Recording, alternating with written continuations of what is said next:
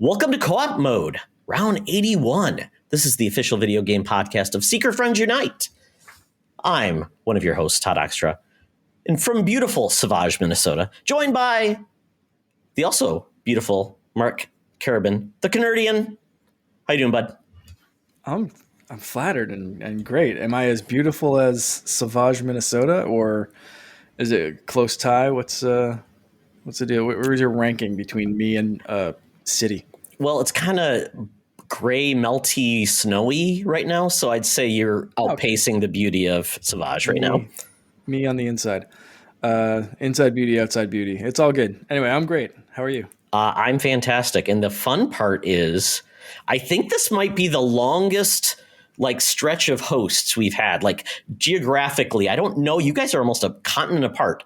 And we are joined by Mr. Sean Capri, one of the founders of Yumi and Capri, a returning guest to the Co-op Couch. Sean, you are from the west coast of Canada. Mark is from Atlantis, essentially, on the Atlantic coast. I don't know how many miles that is, but, that's crazy. I don't think we've had hosts that far apart. I think Mark is actually closer to Portugal than to me, which is amazing. I think that there might be some accuracy to it. Thanks for having me on, you guys. I'm glad to be here to witness such a beautiful moment where Todd can really only say that Mark is more beautiful than a city because of how terrible the shape the city is in right now and the weather. Because otherwise it may be a tough call, but since things are so gray and terrible, yeah, Mark takes it. Come back in the summer when it's nice and warm. Yeah, they'll have a conversation Street about lights it. Are all it's a. I appreciate that, and I am noticing that Mark's beard and his hair. It's the changing colors. They got the really red. You got some brown on top. Mark, come on, what's going on? I don't know. Yeah, what's with your pigments, Mark? I didn't think I changed anything. Did it? My hair's messed up. I kind of fell asleep. I was trying to get Finn to sleep, and I laid down with him, and I fell asleep for a half hour. Yeah. So that explains my hair being a little messy. But for color-wise, I think you're going to have to speak to a geneticist, and they can explain that to you. Maybe next time we'll get someone on the show that can explain. I'm here to say you look great, Mark. You do, yeah, and I'm a little jealous. I'm a former ginger, and I've gone gray, so all my red hair and freckles gone. The freckles too? Oh yeah, I look like little Howdy Doody or Richie Cunningham, whatever you want to call me, Opie Cunningham, whatever they called me. Yeah. All right. I'll share some younger pictures of Todd, and you'll be jealous by my blazing beauty. But enough about our hygienic views of each other, because we're all handsome men here. I think it's time to talk about some really important choices, and that comes down to buy, rent, return. I present you, gentlemen, 3 choices of forgotten franchises from our core consoles: Siphon Filter, Kid Icarus, Mech Assault. So, Sean, you're our guest. You have to buy one, rent one, and return one, like the days of Blockbuster. What do you choose? I love everything mechs. I'm going to buy Mech Assault. I will rent Kid Icarus and return the other. I don't know. It's kind of pretty straightforward for me, but also Bobby loved Kid Icarus, so that's kind of a bit of an homage to that, but I wasn't quite as in love. But give me some mech games and give me a joystick. Give me a Microsoft Sidewinder with that sucker, and I will be happy forever and ever, man. But that's kind of where I'm at with it, I think. Mark, what's your choice? Not terrible. Yeah, I'm not sure. I don't have a lot of love for any of these franchises, so it doesn't really matter. I've played probably the most of Kid Icarus. I don't think I've really played Mech Assault, although to Sean's point, give me a mech and man. That's cool. If I can drive around in a mech, that sounds awesome. I just missed that game, I guess. And Siphon Filter, I think my brother had that, and I may have played a little bit, but zero holding power for me right now, as far as memories go. So I might a weird mix run it up just to be. That's what I remember. It's a weird run, like a kind of like a kick your butt, kick you the heel to the butt cheek kind of run. Very odd, It's like all really turning, fun. like you would be moving considerably backwards, but you'd still be running, shooting backwards. I loved it. That's what I remember out of that animation. Probably should be more things, more memorable pieces to Siphon Filter, but yeah, that run animation was it for me. I think just to be different from Sean, I'm gonna buy Kid Icarus, rent Mechasalt, and return Siphon Filter. Because Siphon Filter's just getting no love, but I want it to be a little bit different at least. What about you, Todd?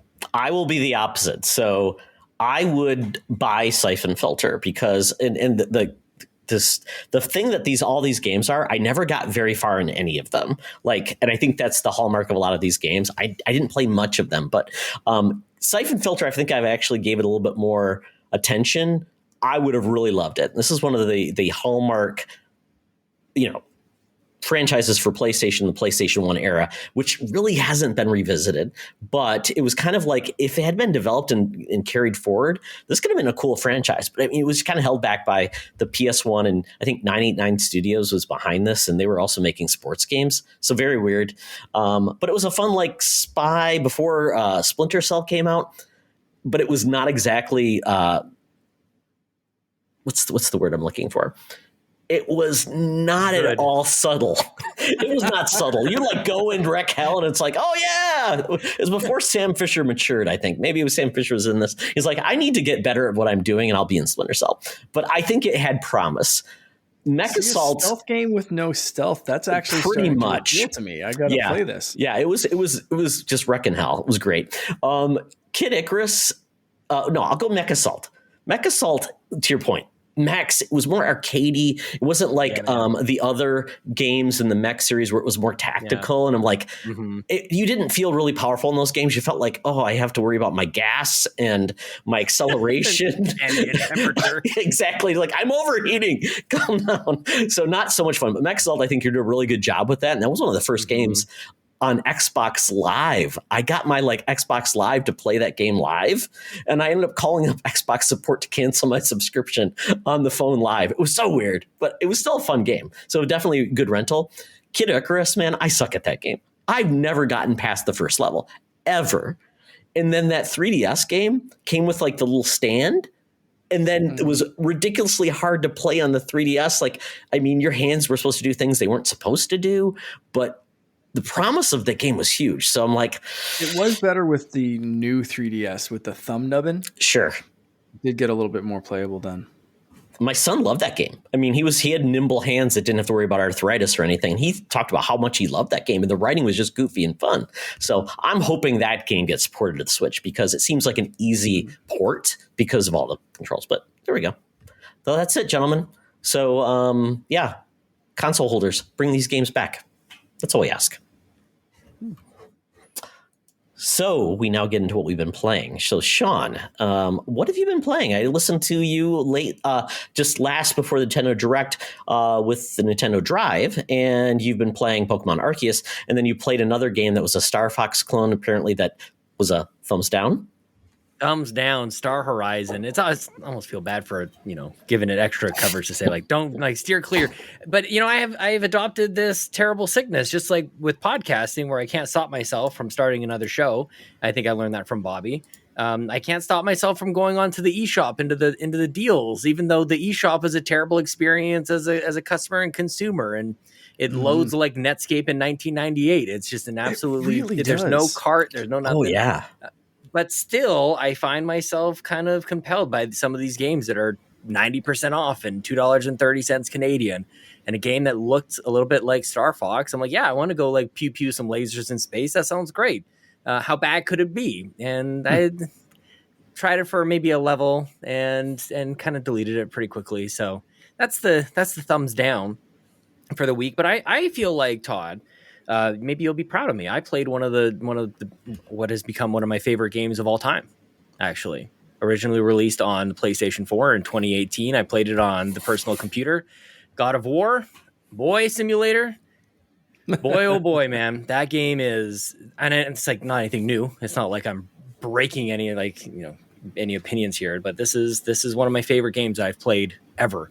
And I was reflecting on it, sometimes for me, when I sit down and I play a game, I think it's really hard for us to render like a verdict, an objective kind of opinion about a game, because so much of it is like, where are you at in life, and like, what did you play last, and how much time do you have available? Like, all these things kind of have to line up for you to really kind of wrap your head around a game. And everything happens for a reason is a bumper sticker I've got on my butt, because I really think that that's a thing. Like, everything happens for a reason. I didn't get around to finishing God of War in 2018, and it was better played for me in 2022. My son Lincoln he'll be 5 in April, which is wild. Which means that he was about 1 and a bit when God of War originally came out. And my relationship and the way I interact with him is like way closer now than it was back then to what Kratos and Atreus are at there. So like, they actually have conversations, they talk to each other. There's some reasoning. I can see him starting to learn things, and like, that was way more impactful to me as a dad. And a lot of us have commented on that kind of side of things. So I could go on probably for about an hour about God of War, but like, really, really special. And I just, once it got into me, once I got into it, I just wanted to play more, and there's more for me to do. My biggest complaint about it, that I will say, because I did play it on PC, and PlayStation's got to figure this out. Like, just get trophies going, man. Like, make me care. Like, keep me in that ecosystem. And one step beyond that would be like cross save. If I'm playing on my PC, like, I want to go pick up where I left off on my PlayStation, because I have both, and I can do those things in Xbox land. And I think that stuff kind of matters. But with those taken outside, like, I literally took a 25-foot cord HDMI cable from my computer to my TV out there in the next room, so that at least I could just have like a couch experience with it. But God of War, man, it's so great, and I'm so glad it gets like this extra boost right before, or at some point, sometime before Ragnarok, and allows more people to play it. I think it's great.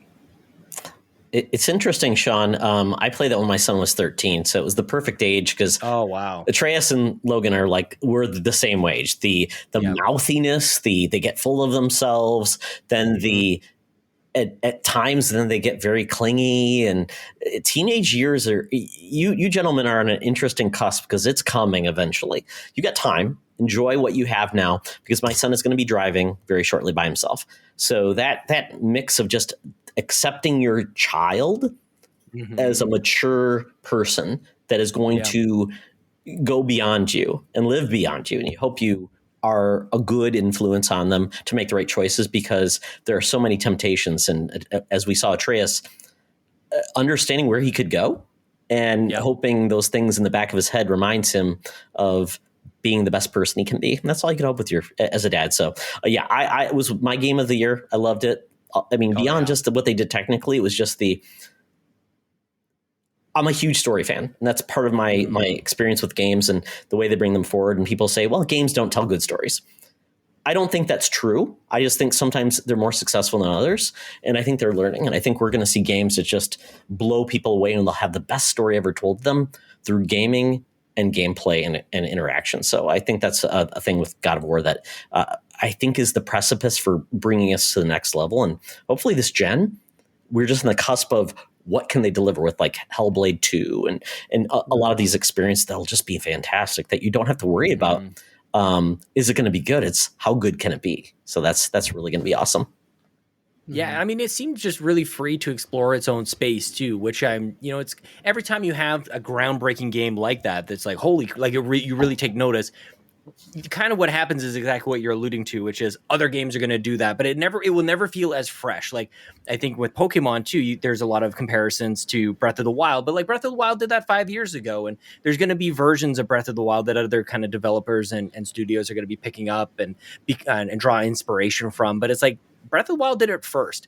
And I feel like I haven't played a game like God of War since really The Last of Us. And I feel like there was a bunch of games after The Last of Us that tried to do that thing and didn't quite hit it, in my opinion. And then God of War comes around and like it does the whole like reinventing Kratos and refreshing the whole, like, there's so many things that are special about it. The technical aspects, the performances, the writing, the world that you get to explore, the expansion beyond like just the linear nature to kind of open world, like all of it.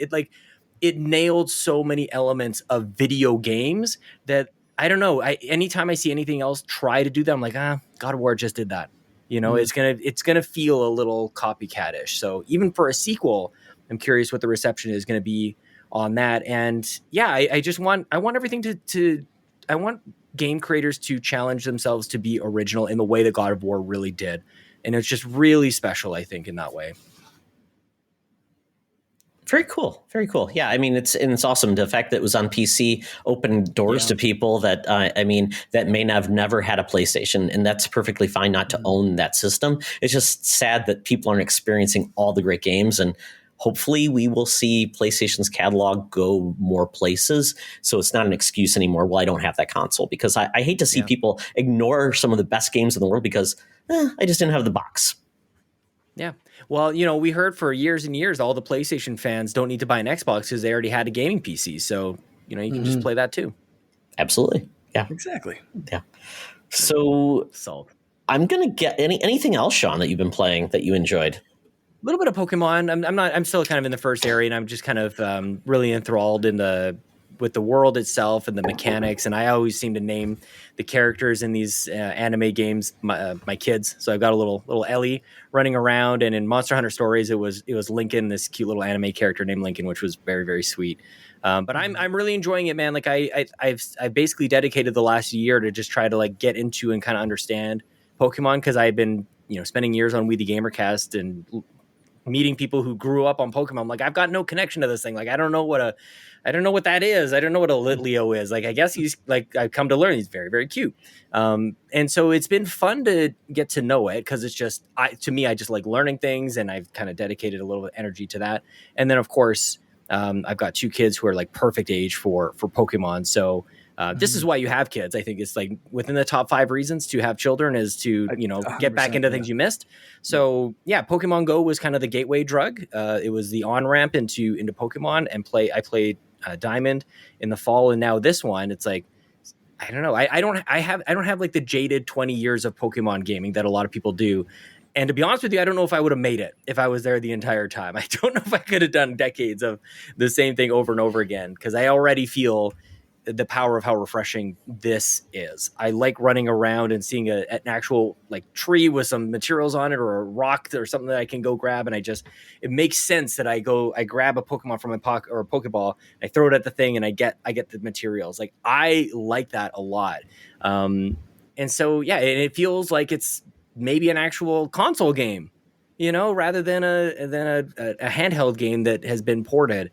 It seems like for the first time now we get to play a game that was, you know, that is so huge, and that there are so many of these creatures around that we can go do all these things with, to match that size of world and endeavor with the power of an actual console. I think it's interesting, because people don't typically think of the Switch as this enabling beast of technology, but in the world where you come from, if you're in handheld, then yeah, the Switch is absolutely that.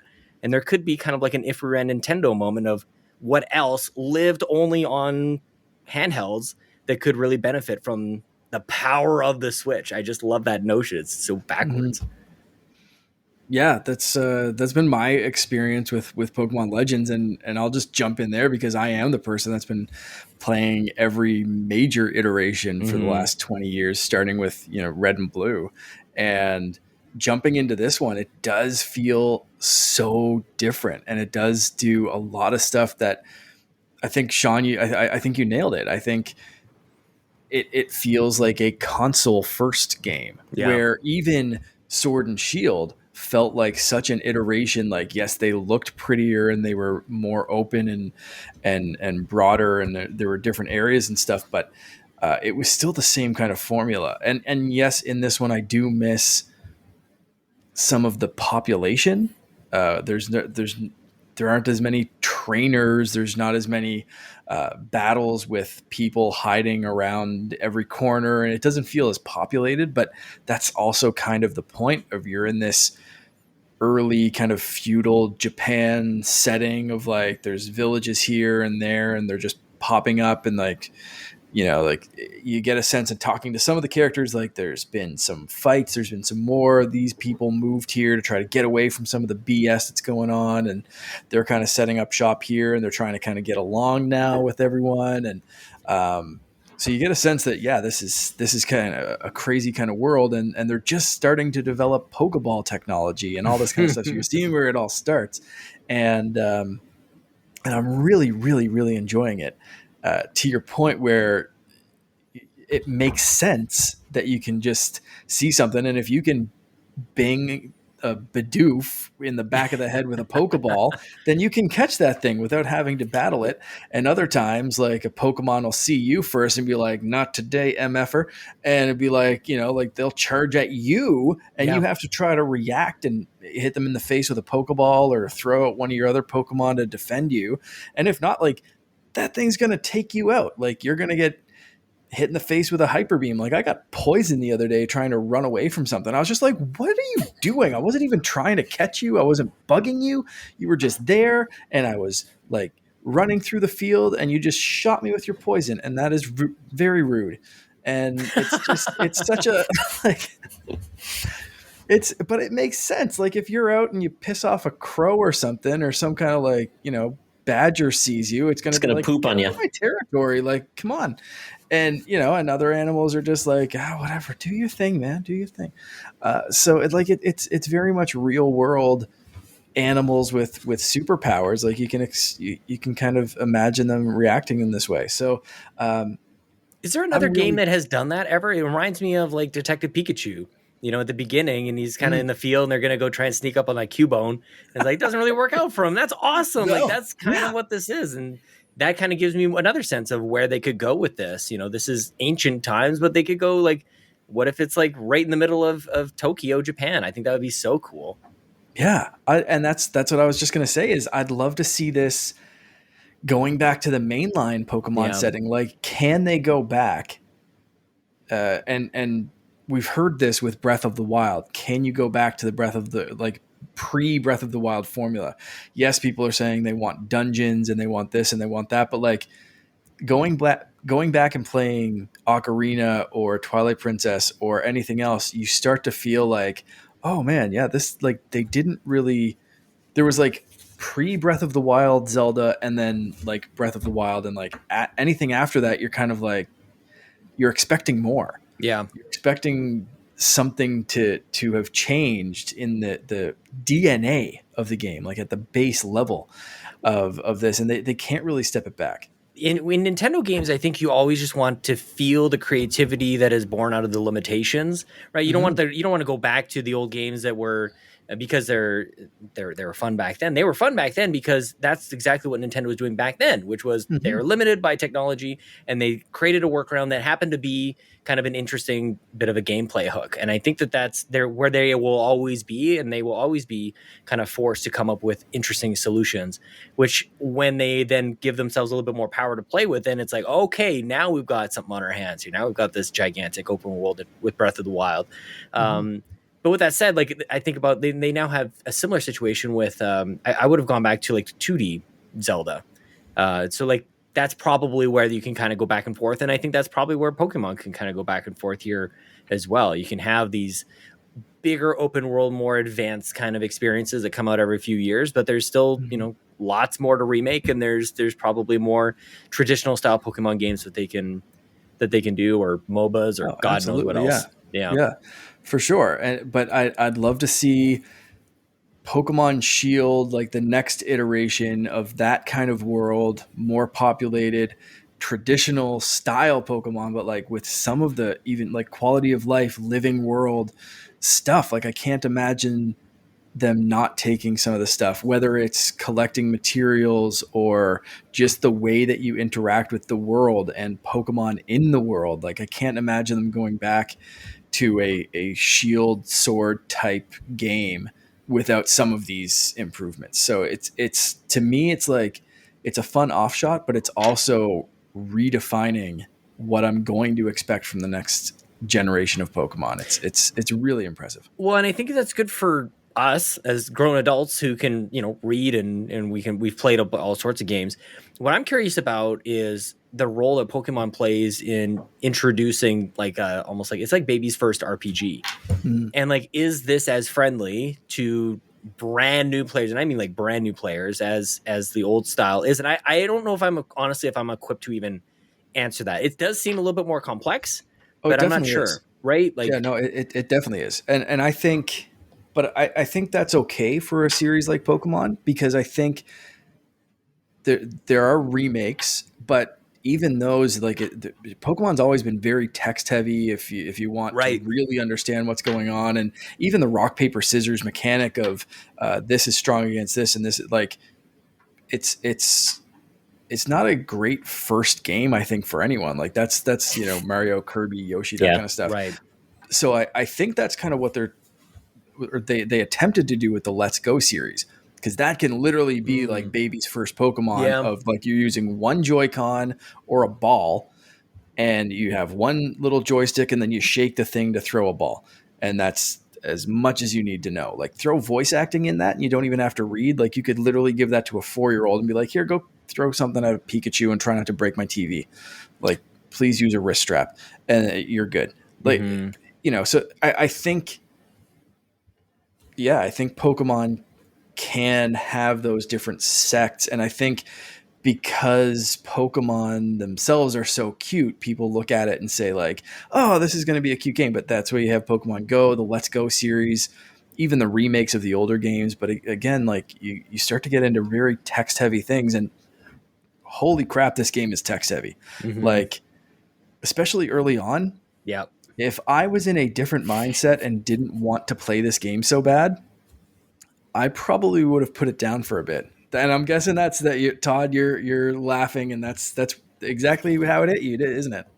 Yeah, I this was going to be my first Pokemon game, and then I decided that I didn't like any of it in regards to the actual presentation. I thought the presentation felt like it was dated from 20 years ago. Now this is the biggest franchise in the world, and they put so little money and presentation into it.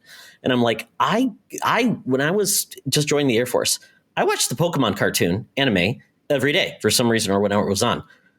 They've been talking in Pokemon since the series of this game. So Pokemon talking, the Pikachu, Pika, Pika, Pika. The fact that they're not doing the game just feels like, because they don't want to, it's too expensive and takes too much effort. And to me, that it just feels like, guys, get up to speed. I was just watching the Direct today. Advance Wars now has voice acting. I just think it's a cop-out because people say, well, that's the way it's always been. But all video games started with no voice acting. Zork had no voice acting. Mario didn't talk when he first started because there was no voice chip. So I just feel like the Pokemon fans they're the most nostalgic people in the world. They're held back because of what they started playing as kids, but kids will play whatever you give them. My son and he's 16 now. He was always looking for something that challenged him, not for something that babied him. So I think if you underestimating your kids and saying they can only handle this because of that, kids will adapt, and they'll adapt to it if they're interested in it. It's like those kids that learn languages or something like that, they adapt. So, but yeah, so I decided that after a while, I'm like, I was bored to tears. I'm like, this just feels like a game that's so set in the way it's been. It's scared to move forward in certain ways. In other ways, I was watching my son play it, and that's where the enjoyment came for me. I saw what he was doing. He enjoyed the grind, but I'm like, I don't want to do that for 30 hours because that to me seems too repetitive, too much of the same. You're going around, you're exploring like Breath of the Wild, to your point. It feels like Breath of the Wild. And I was first thinking, like, does Nintendo allow other studios and their own developer studios to use their own engines? Right. Because why wouldn't they just use the Breath of the Wild engine? Because that seems to perform so much better than this. It's not like Breath of the Wild is not a crowded area or something like that. So I just thought of that. I'm like, too, well, they have some, and that's where I'm struggling too, because they have all the money in the world and they could have done whatever they wanted to. They didn't have to release the game right now. They just had a Pokemon game launch 3 months ago. They could have taken the time, but I just struggle with this franchise. And it's like, why did you have to do that? Put the time and effort and care to make this perform better, or hold it back. Wait until the next Switch came back. It's so weird. Because as much as I am enjoying it, there are things that, like, even talking to my brother, he asked if I picked it up. I was like, of course I did. Like, it's a Nintendo Pokemon game. Like, come on. And he said, like, I'm thinking about it, but I'm kind of on the fence. I have some stuff in my backlog he wants to get to first. And he said, like, do you recommend me jumping in? I was like, well, one, it's not going to go on sale, so pick it up when you want to pick it up, because it's a Pokemon game and it's always going to be the same price. But I said, it's also like, it's fugly. Like there are times when you're coming up on a Pokemon and just when it pops in, like the frames are like 2 frames per second. Like you see, there was one that it was flying and the wings were like literally like this.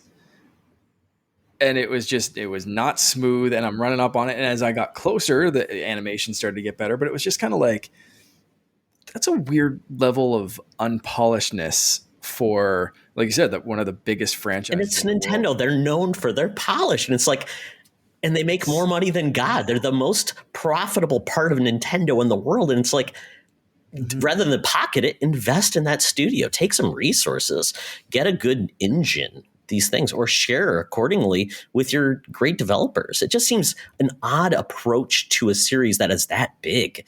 It'd be like if Disney said, we're going to just go on the cheap with our special effects because people will buy it anyways, or people will watch. And it's like, that's definitely part of the problem there. Yeah, it's just a weird thing, but I totally get it. But watching my son go back, that he really enjoys it, and he's like, "This is the step we need forward." The past Pokemon games felt like that was Pokemon 1. This feels like finally Pokemon 2, where we were actually growing and building upon and things like that. Versus, it's a remake again, but we're doing things and moving incrementally. So I liked what he's doing. He's told me all about it, and I'm enjoying it through him, and that's a great way to experiencing games that you normally wouldn't play. It was the same way we did Slay the Spire. My son loves those type of games. I was like his co-pilot, and I let him play, and I would give him my 2 cents, and he would either take it or not. But we enjoyed that experience together. So rather than me get frustrated, like, it's not for me, but I see what my son sees, and I'm enjoying him playing it, and he tells me how is his journey, and I love that. So it's a complimentary experience where I don't have to waste my time and energy with it, but I can get enough out of it that I enjoy it, and I like what he's doing. So it's a weird thing, though, but I think it's interesting, everybody's approach. Sean, with you and with your kids that are younger and the appropriate game for them, if they want to have read the text, that's great. I do think that not having voice acting is a cardinal sin of Nintendo, and I really think they need to get over that like barrier to say why. And just enjoy it. And to your point, they can turn off the voice acting and still get all the text. It's modern technology. I watch my TV shows with subtitles, and I can read. And I can watch. I'm just old, and I like to see what they said. But it's just a weird experience. The most apologist thing that I can do is actually defend the no voice acting on this. I'm going to pull out my Nintendo fanboy card and the dad card all at the same time to say, if there is voice acting, the voice acting will stay on, and nobody on God's green earth is turning that off. This notion that, if you want your kids to read, just turn off the voice acting, not going to happen. Yeah, no. But you can do both. And that would also be, well, that's true. But, my apologist stance here is that I'm glad that there is a game with so much reading, with so much math and so much strategy and all these things that, I can feel pretty good about throwing that in front of my kid and he can play it for a couple hours. And because I've had the benefit, like I just mentioned, I've talked to dozens, if not hundreds of people who grew up playing Pokemon. And now his name is like Dr. Garrett Bland, for God's sakes, or whoever it is. Like I've talked to some of these kids who grew up with Pokemon who just like learned how to train their brain. Like this was, instead of reading a novel, they read Pokemon. And I think I don't think it's quite as egregious in this case, because I don't think that you should look at every game as if it's made for every single person. If this game is made for kids, which I think it is, then I say keep the voice acting out of it, honestly. But I don't know if it was made for kids. If I read the dialogue, it's not speaking to kids. It's kind of the way it's texted. It just feels like it's made for everybody, but the script is a little bit stilted, kind of like the Pokemon show. Sure, like, this is where you get into semantics a little bit. Where is it leaning? Where is it like heavily leaning kids? But you should have a little bit of like little nuggets for somebody who isn't a child. But I think that part is okay. But I also think about the polish and the presentation. I feel like that's kind of the piece that's a little bit weird. Why do that? And I'm trying to wrap my head around the choices that have to be made where you end up with something like that. And ultimately you think about the resources where it's like you kind of seem like you're limitless in what you can put into this. But what you end up with is, I don't know, like you still end up with something special with a property that people care about. So the choices have gone into that result rather than the result being like every single frame or the draw distance being all the way over there. It's like there's still effort being put into a story and a world that's being generated, and the proper placement of where these Pokemon go and how they look, like all those things. So I don't know. It's could it be everything for everybody because it's the biggest thing in the world? Sure, but like I think it's also the biggest thing in the world because it knew what it was from day one and continues to kind of know what it is. And I think that focus and that discipline is kind of commendable. Honestly, you see a lot of games try to be everything to everybody and they fall flat on their face. Like it seems like they're chasing, and there's a weird stubborn confidence to Pokemon and Nintendo. And like I said, that is my my /end rant or /end fanboy card that I'll play for this. Just imagine if Microsoft has said, we don't care what you think about the Brute and how he looks. We're launching it in 3 months. No, they about did. Yeah, exactly. Exactly, right? So it's one of those things, too. It's like, okay, you can do that, but I think Nintendo fans are more forgiving than others. Who's that for? Well, and it's absolutely. And where is it leaning? It's the people who are going to notice those kind of those things. They screenshot Craig the Brute, for God's sakes. Like, kids don't even know how to do that. No. So but I would say the Pokemon audience has grown up now, and I would say it's largely adult. The number of people who own Switches and things are adults, and adults are playing this game. So it's one of those things. It's like growing up with the franchise, and it's for kids and it's for adults, but you don't have to cap it just because kids are going to play it. I think we said kids games just don't have to be bad. They can be great, and the kids can enjoy them too. So I just hate when they could have taken the time and made it better when they just had a Pokemon. So I just don't want to give them a pass because the Nintendo kids are going to buy it. I just think they should strive to make the best game possible. And there was no need to get it out now because you see what's on their radar, what games they've got coming. So that's another thing too. It's not like they've got a sparse schedule coming out. So it's a very weird trick. So I will stop because my son likes the game. He'll tell me, Dad, shut up and move on. So Sean, you said like the people that played Pokemon are grow up to be doctors. Do you remember that study from 2019? I want to say they showed that like people who played Pokemon when they became adults had like a specific region in our brain dedicated to like processing Pokemon. The Kanto region, they called it, I think. But like they actually like found that there's a specific area in the visual cortex I have no devoted to like processing and identifying Pokemon. Yep. And I definitely have that. Like it's got every wild like memorization kind of trick in the book, like the whole like what beats what, the rock paper scissors thing that continues to get expanded. This looks like a dog, and then it's like you the name of it kind of reflects that as well. Like all those little secret tricks that you learn in school, like count to 7, and this is the number that you'll have associated with blah blah blah. Like it's all association, and you practice that constantly. You practice like even just team building and strategy building. You have to figure it out on your own in a way that is fun and engaging and inviting. And there have been many other franchises and properties that have tried this. There's countless other Pokemon lookalikes across the world. This is the one that nailed it. And it's choices that they've made. Yeah, they might have the choice where like results in things that some of us don't really like, but the positives are so strong. I just don't think it's that you can just have everything that you like about or that the world likes about Pokemon and then just go also add this over here. I honestly, I don't know why, but I just don't think it works like that. Yeah, no. And I definitely, I agree with that. Like it's back to the Halo point. Like if I know they delayed Halo for a good reason, and I don't think that reason was specifically to make Craig the Brute prettier. Agreed. And I think if Halo was just as good, the multiplayer was just as good, everything was just as good as it is, but Craig the Brute looked like crap. I think if they launched that game and that was like the main thing, like I really don't think it would have made any difference. You would have had people taking screenshots and being like, look how stupid this thing looks, but it would have been like overshadowed by 6 million people saying like, yeah, but the game's freaking awesome and it's fun to play. But I think that the single player that got delayed told me that the game was not in good shape, and that's where I devastated, because they could have launched the campaign and said everything else to launch. I think they realized that what they wanted to do was not ready for prime time, and someone had to finally say it's not going to work because your game is just going to look empty. We don't know how to do co-op, and then co-op will be delayed 2 years, and people have been upset. So I think it did take a harsh look to say, guys, if they're upset with this, just imagine when they play the game and it's not up to par. We've got to do it right. So it just becomes a check. So Nintendo's never cared about what anyone says about what they show, because they just don't care. Exactly my point is like Nintendo's just, they can see it, and they can. Nintendo's that one company that's just like, yeah, we see the feedback, but we don't care because the game's fun, and 10 million people are going to buy it, and it's going to break records in its first week, and we're good with that.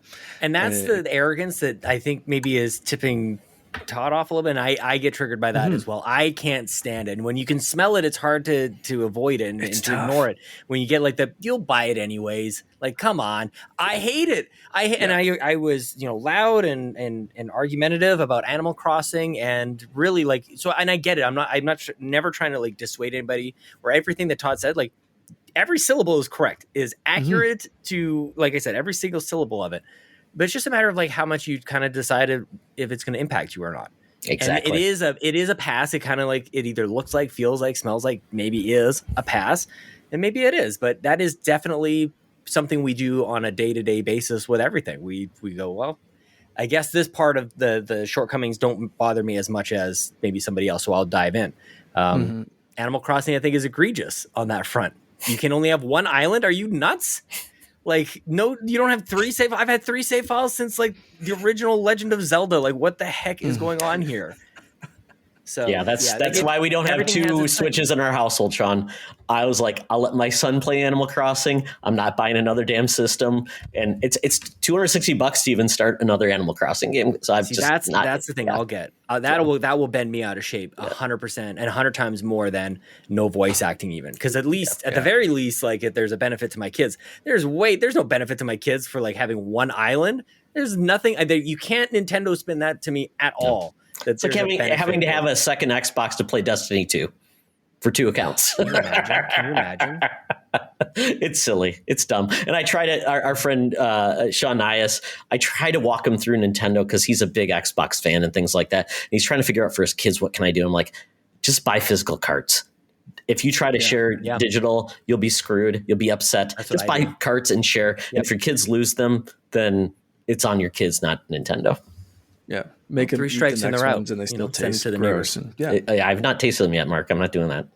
Really? Yeah. You never did the taste test? No, I haven't. Do they taste better over time or worse? I haven't gone back after 5 years. Did age like a fine wine? Since I licked Legend of Zelda.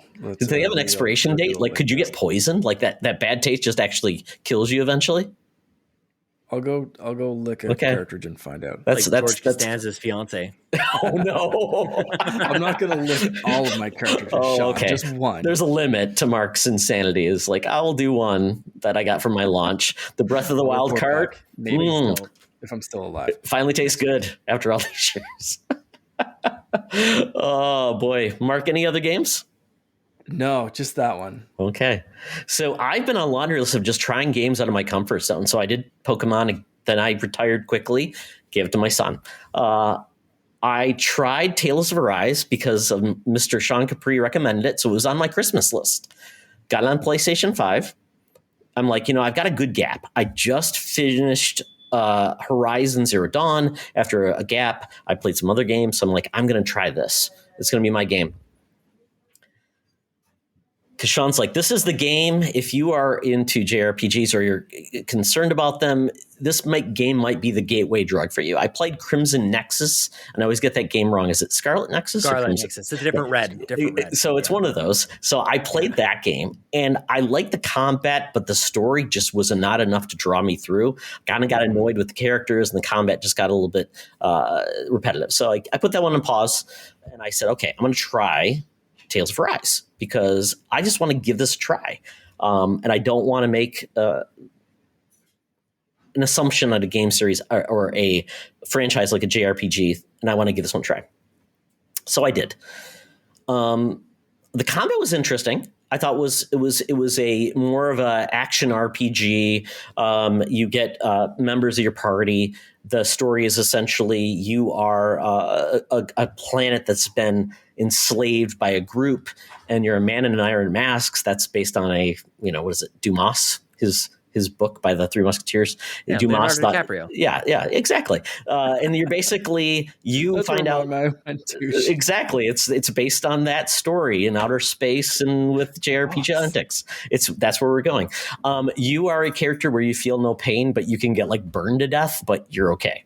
Then you find a woman who's escaping, who is a member of the royal ruling class who's enslaving everyone, who basically hurts anyone who touches her. So that's part of the thing. So basically, you're a perfect pair. I can get destroyed by you and not feel any pain, and I can give pain. So it's an interesting story mechanic. I mean, in regards to the dynamic of it.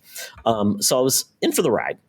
Hey, hang on a second. Hang on. Okay. That premise is awesome. I'm sorry, dude. Sure. Like you throw, there's a trope in there, of course, as the main character, you don't remember anything. Of course, you got amnesia. That is, that's as JRPG step one. Yes. The stakes are so high here. This generation after generation, hundreds of years of enslavement, and you're thrown against this woman who is of that enslaving race, these people who you hate, and you're forced to partner up, and you're forced to learn that maybe we aren't so different in the end, and wow, we've got some really extraordinary situations. As a premise, I thought this was great. So I was hooked from the start. So I could tell by you kind of like, okay, so here's a couple of like elements of how this thing shapes up, and it's like, okay, this isn't going to go so well, because I appreciated like all of it. And they're even like, what do you like? You're a bunch of slaves and you're breaking rocks. Like, life sucks for these people. You know what I mean? Like, it's not looking so good. But maybe there's some hope, and you've got some training, and there's this old man who believes in you, basically Rocky's coach, going like, all right, man in the iron mask, you could do this. If you just believe in yourself and you pick your time, you pick your right time to throw your punches. And then you go off and you rescue this damsel in distress, and you're off on your adventure. That's a good start to me. I'm intrigued. In premise, yes. In execution, Sean, Jesus. I struggled with the game because it was a mixed bag of presentation. Sometimes it was CGI anime. Sometimes it was anime cutscenes. Sometimes it was you're talking a little bit, but the people that you're talking to are going like this, and you're reading text. We're gonna break this down. We're gonna break this out.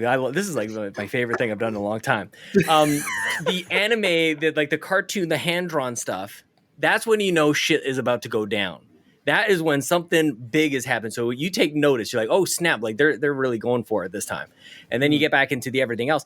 And then the other thing that you should maybe try to do is throw on Japanese voiceover and do some subtitles. No. I am an old school fan of anime. My son is a huge fan of anime. He makes me watch anime with the subtitles with Japanese dialogue. I hate Japanese dialogue because it's typically melodramatic, overacted. I'm like, no one talks like that in real life. And it drives me absolutely batty. I prefer, and this is actually talking real. You never had a chance. My wife has a visual, my wife has macular degeneration.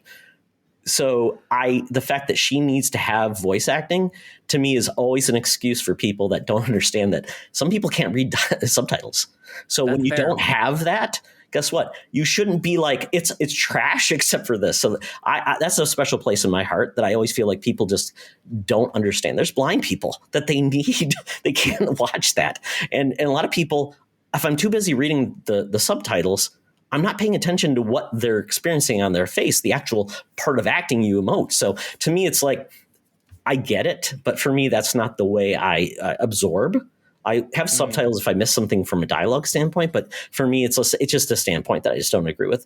And I also, like I said, it was so disconnected in the way they presented, and it was sometimes you had voice acting, sometimes you didn't, and sometimes like in the dialogue I read in the script, I'm like, this is like C-tier scripting. I'm like, this is not good writing.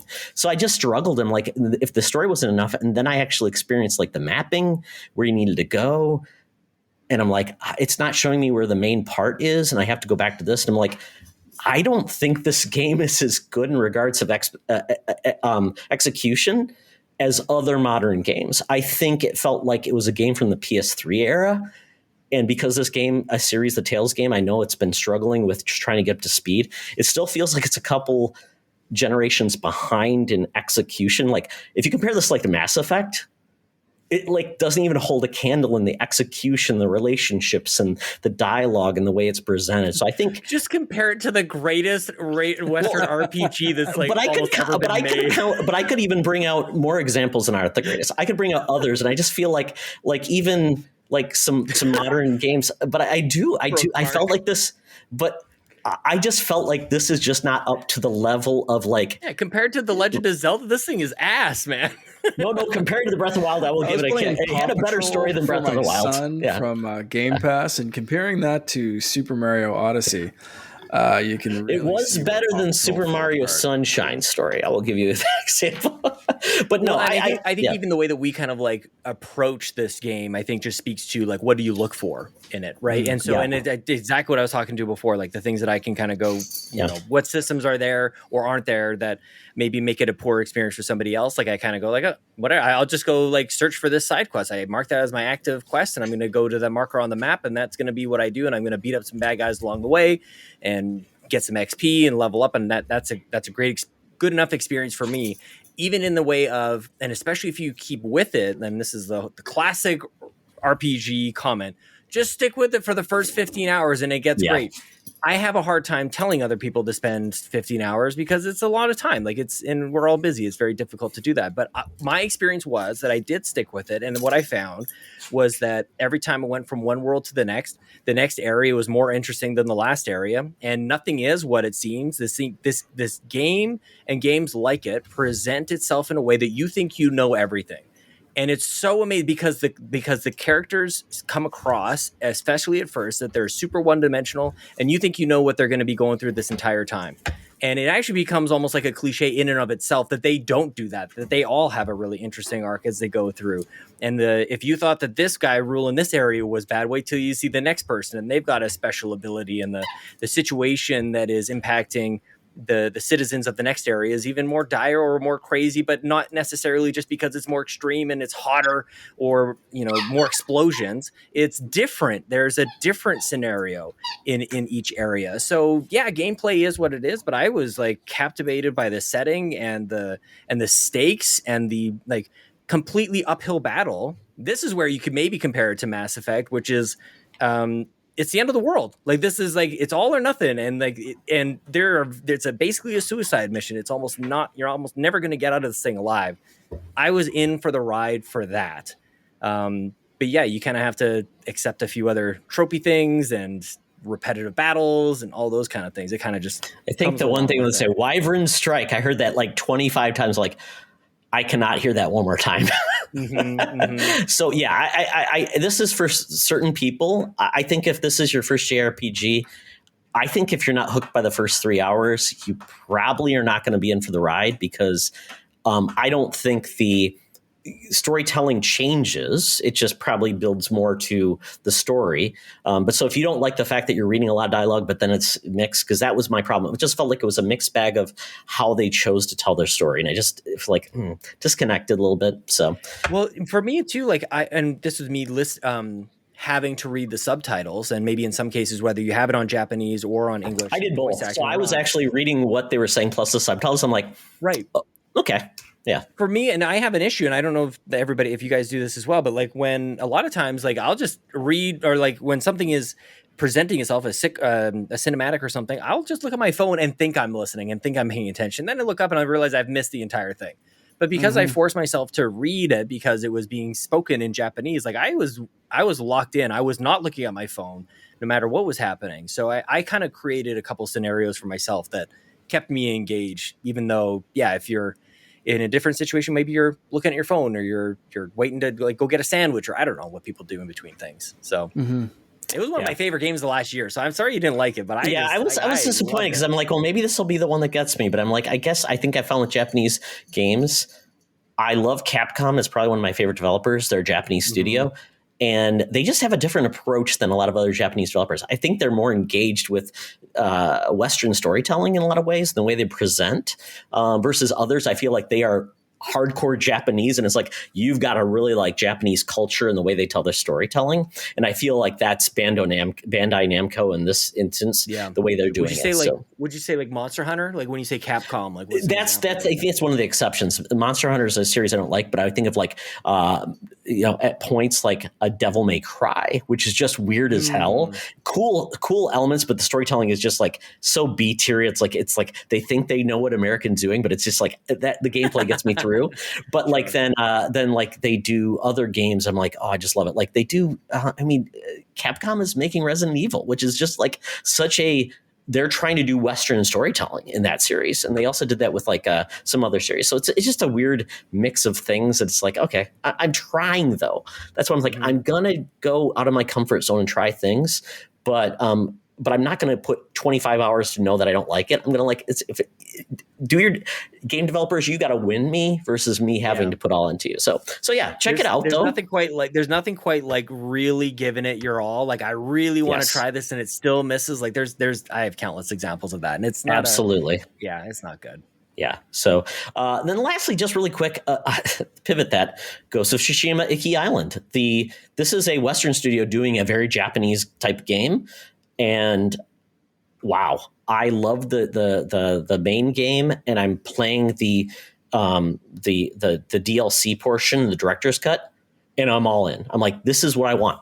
Fantastic storytelling that respects the Japanese culture, all these things, and I love the gameplay and all these elements.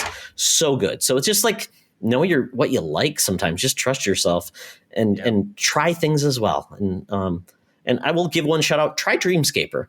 Came out on Xbox Game Pass. It is a roguelike with a cool aesthetic, a cool concept of in your dreams, you go to this dream state and you can explore this world, get stronger and do different things. I don't like roguelikes, but I like what they were doing. And I think if you like roguelikes, this game could really be something special. So check out Dreamscaper. Sweet.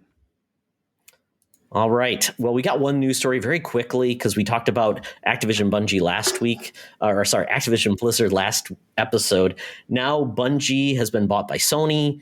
The big picture is this is a completely different type of acquisition because essentially Bungie is going to be an independent part. They're not actually under PlayStation. They're owned by Sony, and they are their own publisher. They're doing everything they want. And I would say the key takeaway of this acquisition is because Sony is not looking about the box and where you're going. They want to build live service games. And who knows how to do that? Sony doesn't. Bungie does. I mean, come on. What was the last one we had? Home, PlayStation Home, and what else? Yeah. SOCOM, MAG. Yeah. I mean, come on. They don't know what they're doing. When it comes to like more than one person on the same screen, maybe they can do co-op, but let's not be silly. So Bungie is a studio that has been passed around, and I think that's why they accepted this offer, because they didn't like being owned by Microsoft, being told what to do. They didn't like being owned by Activision, and basically said, make more Destiny sequels. And they're like, we're independent. They had no reason to sell except for the fact, hey, we need money. We don't want to have to worry about being funded. And we want to be able to do what we want to do. And Sony's like, we need people that know what the hell they're doing and can maybe give us that experience and really grow. Because apparently Sony wants to make 10 games as service games. I'm like, what are those games? Katamari Damacy? No, they don't own that. What games? Parappa the Rapper, maybe? Mag 2? I'll take Parappa the Rapper. Yeah, man. Yeah. So music service game. I don't know. I mean, Sean, you don't do a PlayStation podcast. I mean, what do you think? Not yet. Well, that's true. It's coming. Don't tempt me. Don't tempt me. I think this is proof that every developer has its price. Everybody's got their price. I'd love to hear you guys' thoughts on the price itself and sort of relative to other things that have sold. Is things are selling with a B now, man, billions of dollars. This is kind of the going rate, which is absolutely nuts.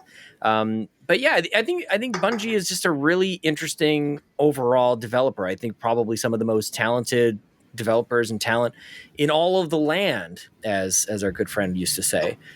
And it's funny because they seem to just really champion being on their own and being independent. And yeah, that's probably the best case scenario. And then it's like the real world hit them. It's like, yeah, I want to move out of mom and dad's house and screw you guys. I'm going to do what I want. And it's like, shit, this is hard. Can Man, I get a need loan, some mom and cash. dad? I need a place to stay, man. Like, I got to get groceries, and who's going to clean my room? And it's I'm coming over to wash my laundry at your house, mom and dad. yeah, well, this is what I did. Like, I moved out Yeah. 4 times, man. I just got like, oh, I'm coming back. I'm going to move out over here. You know, I kind of have to laugh about it a little bit, but all at the same time, like they managed to do all this and still put out one of the best feeling first person shooter games ever. Like I mean, 2 of them really, with Halo and now with Destiny, they just got it down pat. And I think too that when games get so big, I would probably include Fortnite in this example as well. When games get so big, people stop respecting them, and it's so weird.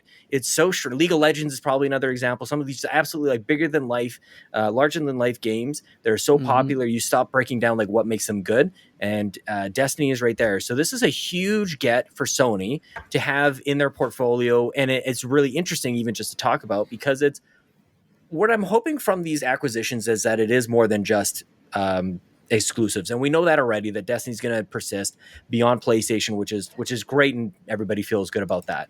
But the reason I bring it up is because I think that I'm looking for just something more fascinating to talk about and more fascinating to dissect and understand. What is the foresight here? What is the vision? And we're getting a couple of maybe glimpses into this, in that like Destiny as an IP, as a lore, the story the stories that can be told there, the characters that exist, the battles that are happening, and again the stakes.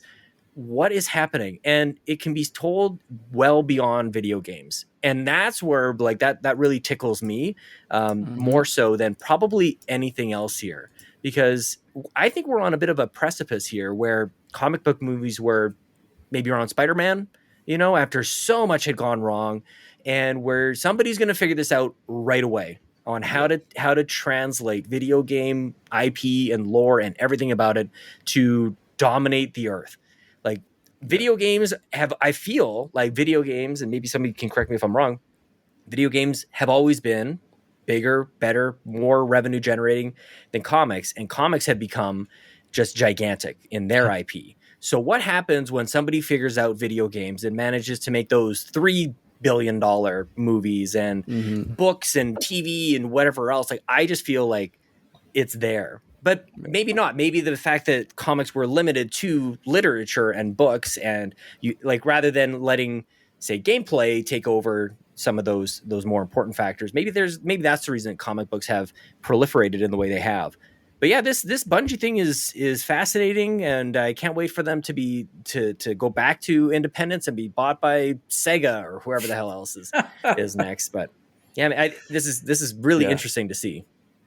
Yeah, I like that point, that this is because this is Sony buying this, not specifically just PlayStation. Yeah, it does open it up to. Well, Sony also does movies. They also do TV. They like, this is an IP purchase as much as it is, you know, teach them how to do a live service and do this, do that. They're saying, okay, cool. Well, Paramount Plus is launching a Halo TV series. We've got The Last of Us. We've got Uncharted just about to drop. Like, is this the next Sony IP that we see on a screen? Yeah, maybe. We have Tom Holland saying he wants to do a Jack and Daxter movie. Did he really? Like, yes, he did. Yes, he did. Let him do it, man. Yes, let him do it. So like we are on that thing. Like, you know, we saw some success with Sonic the Hedgehog, Detective Pikachu, and I think this is just going to grow. Like, those movies were like Blade, X-Men, and we are, I think, right there for getting the Spider-Man. And The Witcher is excellent. We're getting a Last of Us TV series. So, you know, it's like we can go with any medium. And I do have one question, gentlemen, because you're both from Canada. How are you watching Halo? I don't know does Paramount Plus exist in Canada? Plus is up here, I think, isn't it? Is it? I don't have it. I'm pretty sure I actually don't know how I'm going to go about this. I don't have Paramount Plus, but I'm pretty sure. Okay. I looked it up, and I think you can get it in Canada. I don't have this is weird, and this goes not just for Halo, but for really everything. Like, I don't have the same compulsion everybody else does. Like, I'm so far behind on Boba Fett and the Mandalorian and everything else. Like, I just watched Loki, so I'm pretty stoked about that. Yeah, I won't say anything there because I watched Book of Boba Fett this morning. Mark had to watch it this morning before he got spoiled. I did. I couldn't go anywhere near Twitter or Facebook or Discord or anything for like the whole morning until I finished it. $5.99 Canadian for Paramount Plus. Oh, okay, cool. Oh, just straight, just not too bad. Oh, interesting. Yeah, just straight. We can get all the Star Treks. Perfect. Yeah. That's exactly why Is that the I'm going to buy you this. can get all the Star Treks? All the Star Treks, yeah, and The Good Wife. And Nickelodeon. All the Nickelodeon stuff and Viacom and there's some really good stuff on there because it's like Viacom. So MTV, South Park, all the stuff from Nickelodeon. Yeah, there you go. Yeah, you're good to go. Survivor. Matlock, NCIS. maybe. Survivor reruns. Oh my gosh. Yeah. I can see me getting this for a little bit and just like watching Halo and then being like, what else is on this thing?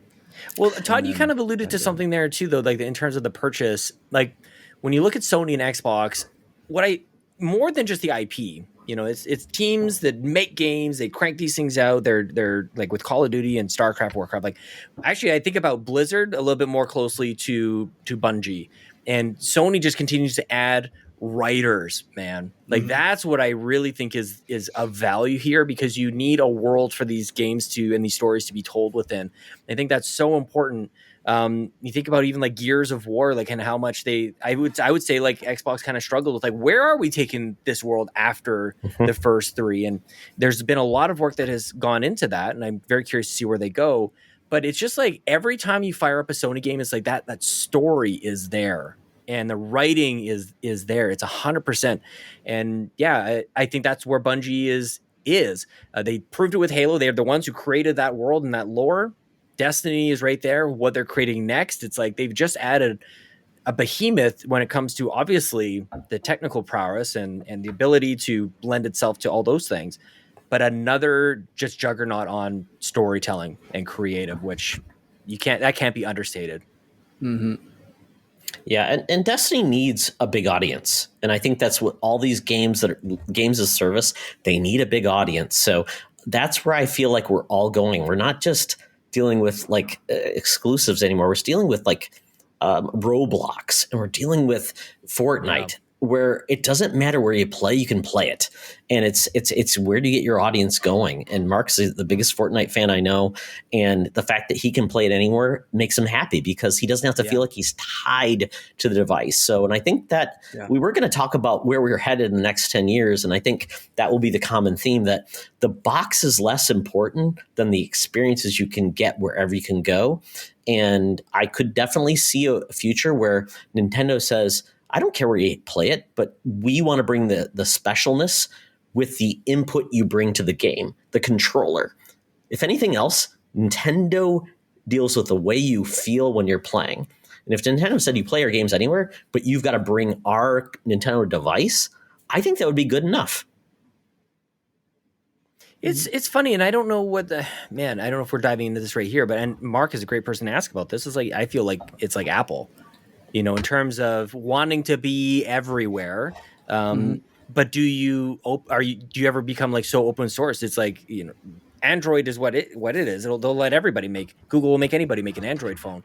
Only Apple makes Apple phones, and they have that lockdown from the hardware to the software. Like that's them. And I feel like Nintendo. But I don't. Apple doesn't have content. Apple doesn't make content right now. They make a little bit of content. So Apple's the device you want to play on, but as of right now, Apple doesn't bring the content. You're there for the device. Nintendo, the IP is what makes it special.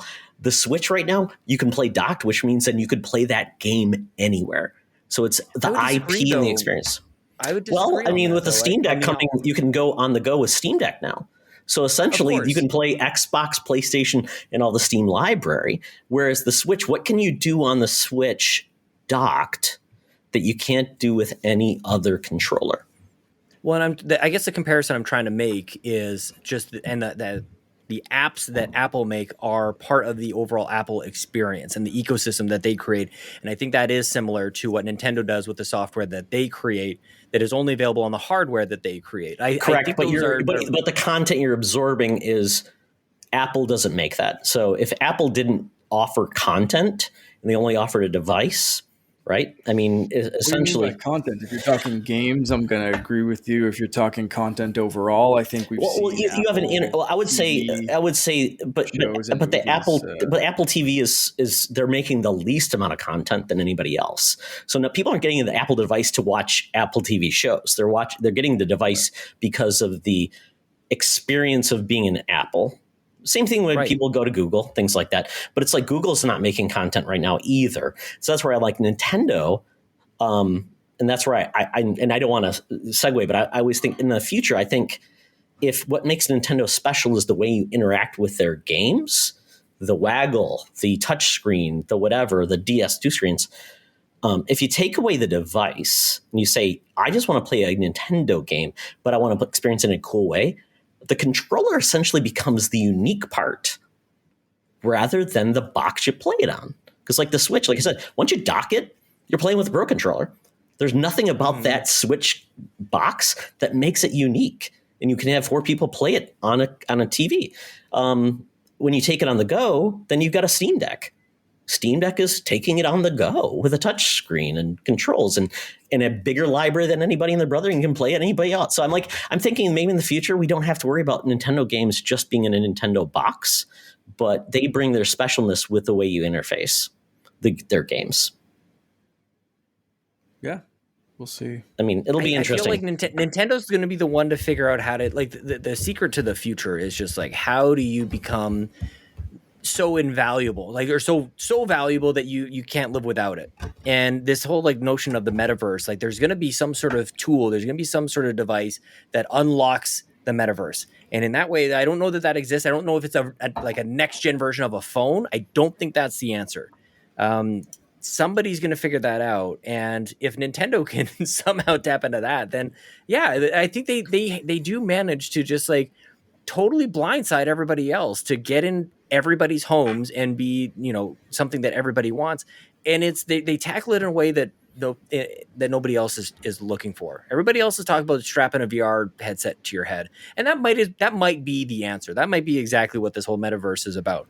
But for whatever reason, I feel like Nintendo just like understands what drives our stupid lizard brains. And that might be the secret to being in everybody's homes and being completely universal across the world.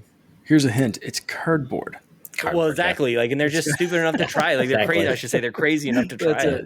Yeah. No, I mean, but you're right on. Like, they just, for whatever reason, they think so differently that, like, you're right on. Like, they tap into like weird little things that it's just like, oh yes, that is the button that I want to press over and over again to make the happy chemicals go off in my brain. Like, that's Nintendo. Yeah.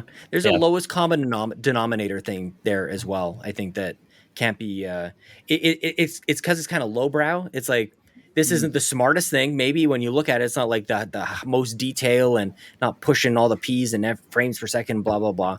But it's like, how many people even know what any of that stuff is to even look for it? And that's where I think it's maddening when you know it and you're like, you're clearly not pushing any boundaries when it comes to that. So what is it? And it's like, it's the same thing that makes whatever, like Times New Roman, the most common font. It's like, there's nothing special about Times New Roman. The thing sucks, but like everybody can read it. So I guess it's popular. Like, I don't know. It's not always a quality thing or a commentary on the prowess of it. It's just how deployable is it to everybody? Yeah. There's nothing like holding a Nintendo controller in your hand. Yeah. And not the actual box you play it on. That's what I kind of thought about. Kind of like Disney. Disney does what Disney does, but Disney's everywhere and it's affordable. So, but Nintendo, I think, is going towards Apple in their approach. So maybe it's a different, and maybe those two will partner in the future and make the greatest Nintendo Apple box in the world. There's an acquisition for Apple to go after. I'm sure that'll go well. Very quickly, though, we got the bonus round, and that is Nintendo Direct. So very quickly, I just want to go over this because, I mean, Sean, your predictions were Donkey Kong. Kato at Donkey Kong. That's right. You had a Fire Emblem in the fall. Yeah. Then I believe you had a few others. If you want to talk about any of those, you had. Mark, sure. You had a few others. I think Wave Race was a big choice in this. I always say Wave Race. Yes, you do. Yes, you do. You should Wave always Race for everything. We should all Go be back to asking the for Wave 3 Race. years that Yeah. we've been recording this show, and my answer is always Wave Race. So don't. I wouldn't. Yeah, let's see. Sean, you had if I got yours correctly, you had At Wind Waker, at a Wind Waker port, like a Yes. HD remaster, bring it over to Switch. I had Splatoon getting a date for June 2022. I had Fire Emblem in the fall, and specifically that was going to be the one more thing. Then Diddy Kong Racing was going to come to Switch Online plus expansion pass, and my real go get 'em was The Sims was going to come to the Switch as a cloud version. Perfect. That makes so much damn sense. It does. The fact that it hasn't happened yet is just like, who hates making money in this equation? Apparently Sims 4 is the most demanding game in the world. That's why I said cloud. That's why I had to add a little absolutely. power of the cloud. Yeah. And that, like, we saw that cloud's a thing. Like, come on. So mine, funny enough, you said June. I was thinking July for Splatoon 3 to make it You're the same. right. Like Splatoon 2 launched in July, so I thought there. But and frustratingly enough, we got summer as the release window in this. So you could go to September, and you're in the wheelhouse. From June to September, you're good. We're both almost right. Of course, Wave Race always been. I mean, I'm just going to keep saying Wave Race until something comes from that franchise, whether it's Nintendo Switch Online, a new game, both. There's a boat in Chrono Cross. Yeah, that's about as close as you're going to get, I think. Sorry, Mark. I know. Well, and was there one? There's no boating in the new Switch sports game, right? No, not yet. No wave jet skis in Switch sports. Not yet. You know what? That was in Resort, right? Wii Sports Resort, wasn't it? Jet skis, I believe. I'd be happy with them leaving that out. But the big omission for me. So they said we're getting golf in the fall or something like that as a download, right?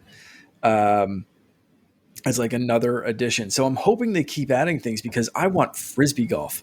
That was so satisfying, or even just the frisbee with your dog kind of thing. But frisbee golf was so much fun because I found normal golf was not as accurate with the Wii remote. Maybe it's going to be better with the Joy-Con, but frisbee golf, you just had to kind of flick it in the right direction, and it just kind of worked, and it was fun. And I want that one to come back. And it seems like they just keep iterating on tennis right now. It's like we have tennis and we have racket sports, Mark. Badminton. Did we get what's the game that old people like? Pickleball? That didn't come in. I was looking at pickleball today. If they said table tennis, I was going to throw something at my TV. But Mark, you did get close on 2, though. You said Mother 3 is happening, and you got Earthbound on Switch Online. Close. Yes. Yeah. And Earthbound Beginnings. Yes. So that's like, and you got a new Mario Earthbound game. 1 plus Earthbound 2 equals Earthbound 3. I think I was right. I think you were right. And then you got a new Mario game. Yeah. I didn't think it was going to be Strikers, but here we are. So, and I'll just give you my choices were all wrong. Bayonetta did not get a release in June. There was no GoldenEye remaster or trailer. Kirby did not get new amiibo. What, Kirby? Come on. And then Metroid Prime did not get anything. So that is where we stand in our predictions. So, Mark, you were the closest. Woohoo! So, Mark, I'll leave it to you to talk us through the Nintendo Direct. Okay, so we mentioned a couple of things, so I'm going to go through these pretty quickly and in no particular order because I have a list here that's just going to give me a very quick list of everything that was announced. So first off, Super Mario Strikers is back. This is awesome. Sean, I know you're a fan of the series, the Mario Sports series in general. I know that the community has a lot of fun with those. Golf comes to mind first off. But Strikers, what did you think of this one? Move over Mario Golf, move over everything else. This is the one. I lost my mind. I remember the very first time I played Strikers on the Wii, which was, very, very close, if not the exact same game as the GameCube. This is a game with attitude, man. This is soccer with an extreme edge to it. It's got all the things you love from Mario games with the power-ups and all the characters, and everybody's unique. And it's just fun, and it's something that Mm-hmm. everybody can pick up and play. It seems like it is maintaining a lot of the heart that Strikers had. I didn't get any red flags like I did with Mario Golf. Like, it seemed like it was The pretty big feature thing, complete. yeah. You got your online clubs. It's got couch co-op. It's got online play. I am 8 here people, for it. couch 8 co-op. people. Yes, Holy please. shit. Well, yeah. I Like- mean, we've been spending the last 5 years buying dozens and dozens of Joy-Cons. So yeah, let's do it. Finally give it to us, man. Amazing. 18 people. I thought it was going to be a battle does look royale really because good. they said battling. I'm like, there's going to be 100 people playing soccer. That would be hilarious. That'll be a DLC It's mode like- in a year. That is Pee Wee soccer right there. It's like all those kids around a ball and nothing happens. Oh my god, amazing! It does look crazy. I'm very excited for that one. And online, like I said, multiplayer couch co-op for 8 people. It looks Clubs? And clubs. That's Yes. it. You can compete against other clubs. So we'll have the Yumi Capri club and the Phoenix Overdrive club and the Secret Friends club, and Yeah, we'll all man. be competing, or we'll all team up and take on every other club and go at it that way. So it's going to be pretty awesome. I can't wait for that one. That's gonna All be of a us big one. retired soccer players can finally get our swerve on. Yeah, how do we buy that jersey? disappointed. I was Exactly. disappointed there's no Ted Lasso or Danny Rojas characters yet. Soccer is but I life. do, Not yet. Football is life. Football is life. That would If be I don't that'd be hear a good that me once- costume for That'd be the. That would be good. Oh, there we go. That's it. I'm getting started on that me as soon as we hang up this call. The next one on my list, and I think this is one of the last things they talked about, but I'm going to put it right now because it's exciting to me, is Mario Kart 9. Oh, wait, no, sorry. That's still not happening. We're getting No. 48 new effing tracks. What the hell? Mario Kart 8. What is this? 27 this? years after that game launched, we're getting 48 new tracks. It's going to be $25 US, I think, or free if you have Nintendo Switch Online Plus expansion pack. Just paid for it again if you got it begrudgingly, like Todd. Boom! And I don't play Animal Crossing. I needed something for this. Todd, I thought of you as soon I as know like, you my did. wife was Because I'm like, losing what? her I can mind. play I this was for like, free? Todd just got his money's worth. How you feeling, Todd? I'm ecstatic. Good. That is good. Sean, this going to make you go back to Mario Kart 8? What else could we ask for? If not a Mario Kart 9, why not Mario Kart 8.7563 pi to That's it. Why so long? 48 new We don't know. tracks, though. so Like, great. We have a roadmap. We've got Holy 6 shit. waves of 6 tracks. That's awesome. The only thing that I would say, I want to tackle this other. The checking the box of like we're getting more tracks, like breathe new life into the number 1 best selling game on the Switch. This is such a no brainer. It's not even funny. But then also on top of that, 2 things. The pricing for it alone, $25, I think makes a lot of sense. They could have asked for another $40 and they Easy. didn't. So they maintain this reputation that Mario Kart does DLC right, and they tack on this with, if you have this expansion pass that everybody's been screaming about, you actually get this here. So I think that like it makes me happy on every front, and hopefully it makes all the people who have been bitch whining and complaining about that pass that was completely optional to purchase, I think it adds value to that. And makes me wonder what's in the future, man. Like how now they've got this Animal Crossing DLC in there. They've got the Mario Kart DLC. What else is coming?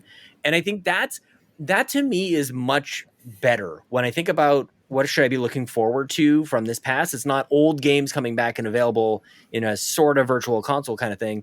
It's like, this is new and different. It allows them to keep selling their games at $70. They'll never stop doing that. But it does allow like day and date. It's like it's Nintendo's version of Game Pass day and date stuff. They were never going to do, their first party stuff day and date on the thing. But DLC, they could live with that. And I can live with it as well, man. I think it makes sense for everybody. Definitely. It's a win. Just for the record, for anyone that has not done the math yet by the time you're listening to this, 48 new tracks doubles It's a game. the amount of Oh, wow. tracks. That is Okay. the exact amount, including the DLC from. So if you played Super Mario Kart 8 On the Wii U. as it was, Proper. that was 32. They added 16, and that's where the deluxe comes in. That was originally DLC. They added it for the Switch version.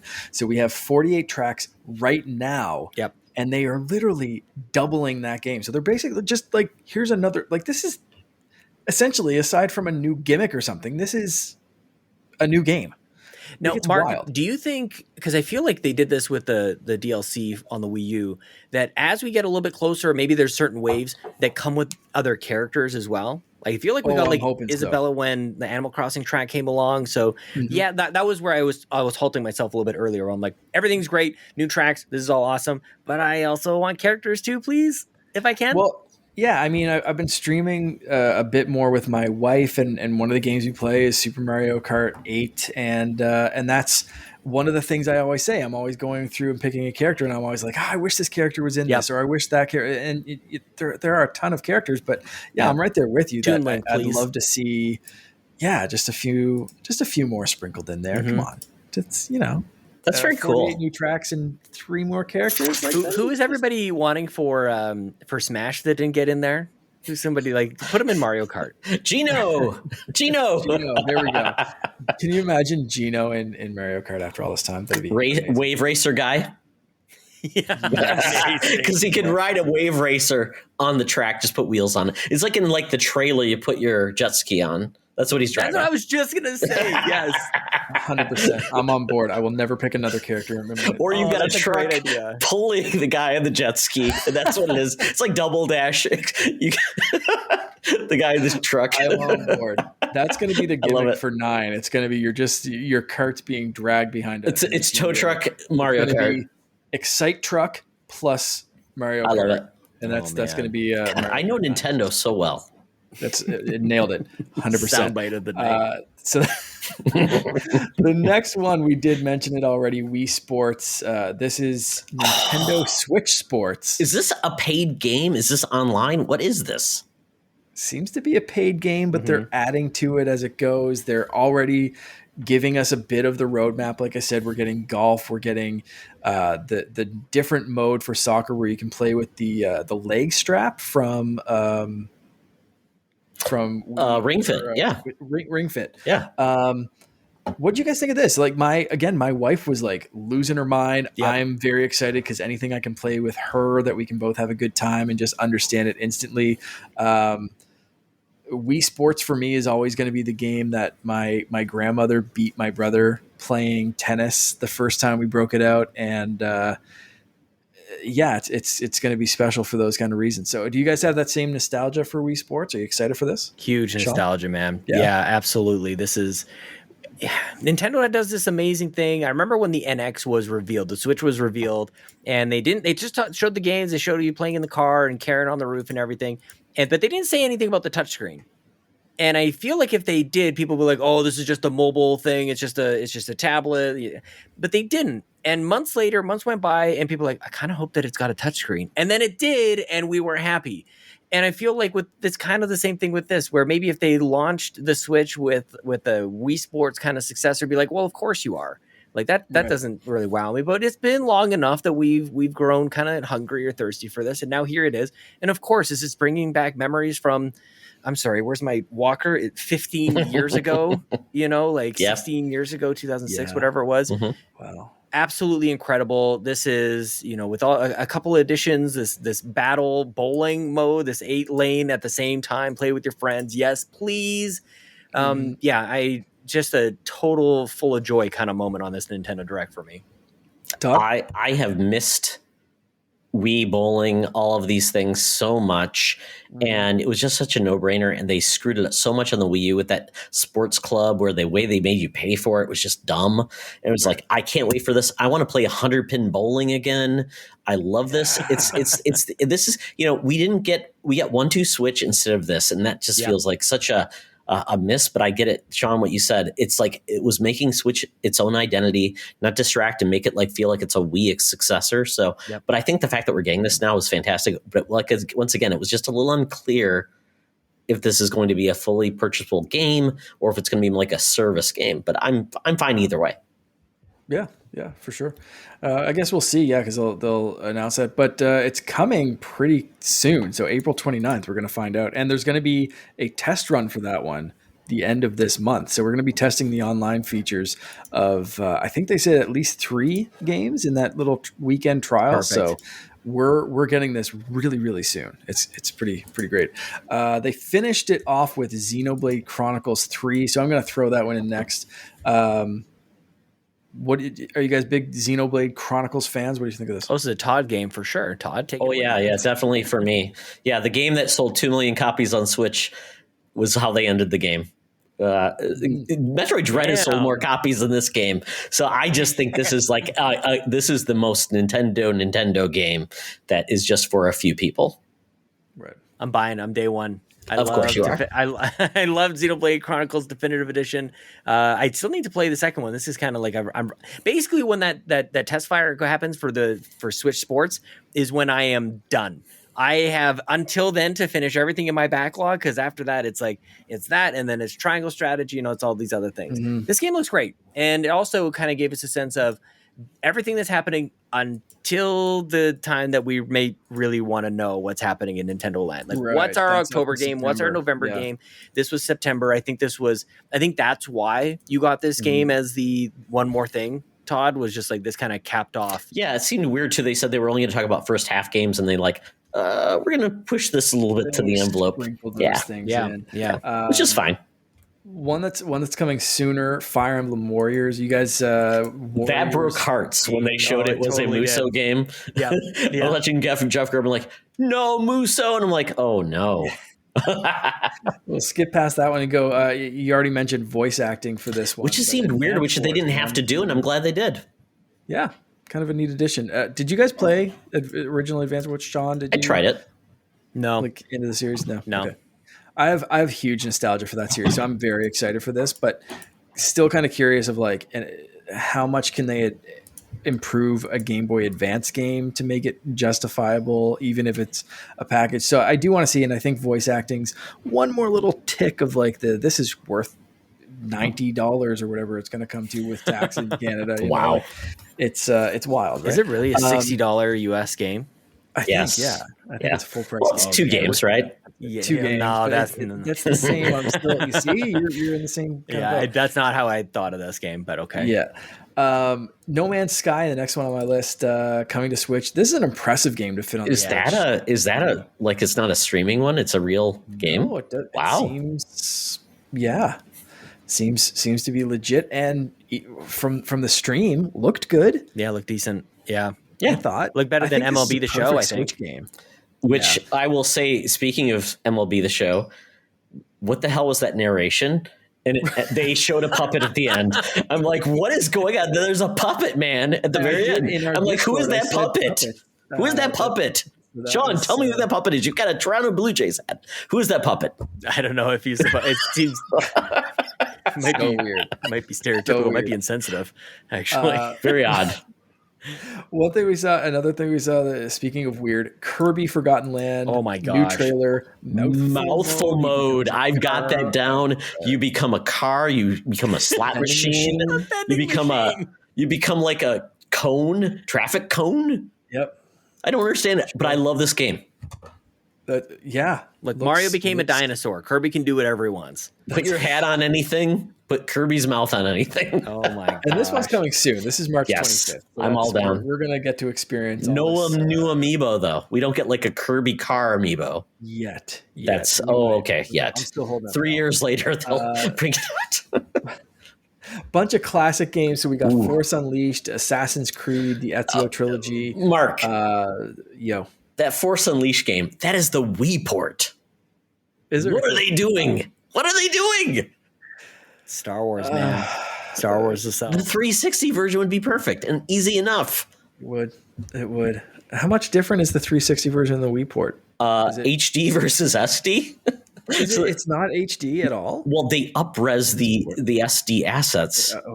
Yeah. Why did they do that? Assassin's Creed, I don't know if I'll. Was that not out already? Triple dip? No, because we have Black Flag, we have Rogue, we have 3.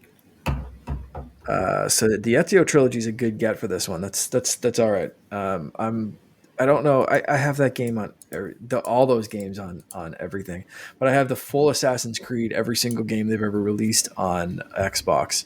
So I don't know if my desire to go back on Switch, but every time it'll go on sale and I'll pick it up just like I picked up Black Flag and just be able to play it and just. Mark, you just want them to put Assassin's Creed in your vein. Yeah, pretty much, yeah. And the Ezio trilogy is so darn good. Like, if you're an Assassin's Creed fan, like that is where they made you an Assassin's Creed fan. So, what else do we have? Front Mission first and second coming, Chrono Cross. That's What about that's a Metroid? What about the Metroid modes? Oh, I said they've got the rookie mode. I'm back in. I'm back in. Goods. Rookie mode has me in. Yeah, and the one touch mode, you get hit once by anything, no and you're thanks. dead. You are I'm gonna right. last 46 seconds, and I beat that. Joey game. Ferris will be doing. He'll beat the game. Oh, you I had to won't hit call it one. an individual because I was going to say this is Nintendo's way of identifying the serial killers out there, the absolute psychopaths. Well, Joey's there, a just the new ones. father, so I'm not going to go that deep. But he's, Just insane. The boss rush mode, thank you. Apply that to every game of this ilk, man. Yes. Every game should have a boss rush mode like that. That is awesome. Yeah, for sure. Klonoa is all I got to say. Klonoa, Thank you. Another one coming back. Special, man. That I did mention in my Your class kids coming will back. love Klonoa, Sean. It's so adorable. Super Okay. cute. What else am I missing? We mentioned Triangle Strategy. So I think the Day one. big one. What is Lego Brawls, Mark? You're like the guy that knows this stuff. That What is a mobile game. So Okay. that's a mobile fighting game, I believe. I think up until right now that is that might be an Apple Arcade exclusive. Okay. I believe. And there's a Disney racing game or something that's not on this list that I'm looking at. It's That by Super Gameloft and it's Speed or free to something. play. Gameloft free to play. I was on board until I saw that, and then it was like, The game loft or the free to play? both. Yeah. Jinx, Mark. Yeah, I was all in, and again, I'm watching this with my wife. I'm like, we're both excited. We're both huge Disney fans. Like it's just and like Finn's starting to recognize some Disney characters, especially if they're from Encanto or Zootopia or Moana is like his favorites. But it like so seeing that, it's like, oh man, get me Maui in a race car, and I'm all in, and Finn's gonna be like glued to the TV, and then they finish it with like, it's free to play and from Gameloft, and it's, oh no, this is going to be just a mobile game on a Switch where it's like microtransaction after microtransaction, and I am not here for that. So, Do you have your credit card on your Switch there, Mark? that'll be useful for adding things to the no cart terrible eShop experience that is Switch. Is there anything that I'm missing, fellas, or what was like the one standout for you? Portal was there as well. That's Sorry, that's 1 and 2 collection. Is there anything else that I missed? Live Alive. That was that weird, like, Live no, Alive, was yes, on yeah. SNES, came out, and it looks like this triangle strategy, like art style. Where it was like and I'm not sure if they've remastered it, but that game was pretty impressive too for what they were going for. Yeah, it looks really interesting for sure. Any standouts, Sean? What was the big standout for you? Oh my gosh. Switch Sports, Mario Kart DLC, Triangle Strategy, Kirby. I thought had a really great showing. Metroid was right there. I think Splatoon didn't do so hot for me, even though I'm really still excited for that one. That's it. Yeah. I think I might have skipped over that, but yeah, Splatoon was like, the music was not Splatoony. Like, it was really off-putting. I honestly found. thought Rabbids were about to show up. I thought we were about to get like a flip. Yeah. I thought we were going to get a Mario Anytime I Rabbids see thing. Splatoon stuff, I mean, this one was a big one, like Splatoon MLB. I was like, man, Bobby would be just eating this up right now. But Yeah. like the Splatoon thing, I could also see him being like, nah, this is hot trash in the summer. Like, show me the regular mode, like not the salmon rush. I've struggled with Splatoon in the game mode. I wanted to like more because it was Salmon Rush, and the fact that it was never available when I wanted to play. Yes. And if they're doubling down on that, that's what I've always wanted with Splatoon. I want PvE content. Yeah. I don't care about we're going to do that. I want to take on bosses together with friends, and it feels like that's the direction going. Like, I want more of that. So I hope it'll be consistent at least. I hope so too, and I hope it's not time gated. It's just like, let people play when they can play. That's it. Yeah, nothing worse. I mean, I understand like the Splatfest and stuff. That is like a weekend event or something, but that's like a weekend event for a mode that's always available, basically. But like those kind of things where it was like, yeah, you can play between like 5:06 and 5:37 every third Wednesday, and enjoy Salmon Rush on those specific times. And we're not going to tell you which time zone that's in. So enjoy, suckers. And it was just like it felt like they were just actively trying Trolling. to get people to not play that. Yeah. So this, to that point, like I'm hoping that it's at least consistent, but the I don't know, something about the trailer just felt off to me. Wasn't there like an egg mode where you have to it felt like that's your frisbee golf mode, Mark. It's to get the egg in the trap, right? Is that what it is? Yeah. That's what I'm hoping for. Caviar mode. Yes. Yeah. Anything else stand out for you guys? I think just overall, as a Nintendo fan, I was lightheaded, actually. Like the Strikers being a surprise, the Switch Sports being a real surprise. Like I just kept getting like smacked in the face. But then they let me kind of catch my breath and let the blood get back to, with Disney's Speedstorm and Star Wars. And it's okay. But honestly, like I really came away from this, and I haven't in a long time, came away with this going like, okay, how am I going to afford this Direct? Like I'm really starting to like tally these things up. And one of my favorite kind of like post Direct activities is the JPEG goes around and we all grab our iPads, or we circle around, we color it in green, yellow, red. Yep. It's a thing. And it's just, if you're into Nintendo, you're liking this sort of thing. If you're not, then you're looking at us weirdos going like, what the heck is wrong with these idiots? But we're having fun. And I had a great day today, man.